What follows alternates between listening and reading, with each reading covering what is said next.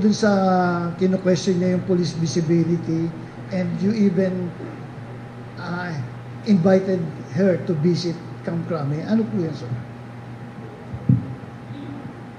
Parang wala akong statement na I invited her to visit Camp Crame. Pero dahil sinabi mo na yan, well, the Vice President is always welcome to visit us here in Camp Crame to see kung paano natin ginagamit ang teknolohiya sa pagpupulis natin.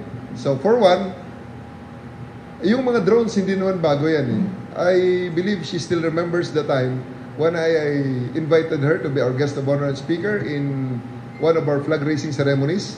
At siya ay pumunta at ipinakita natin sa kanya ang integration ng ating mga various monitoring instruments sa buong Quezon City. Meron tayo dyan drone, nandyan ang mga interconnected na mga CCTV, andyan ang ating mga body cameras, at marami pang iba.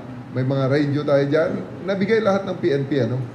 Ang mga CCTVs natin ay minimaintain naman ng local government unit at nagbigay sa atin ng viewing rights. Kaya nakukuha natin ang feed ng mga CCTVs all over the city. Ang tawag natin dyan ay Project Aurora. So, thank you for reminding me on that. At ako'y nagpapasalamat din sa pagpuna ng ating Vice Presidente sa ating mga operations.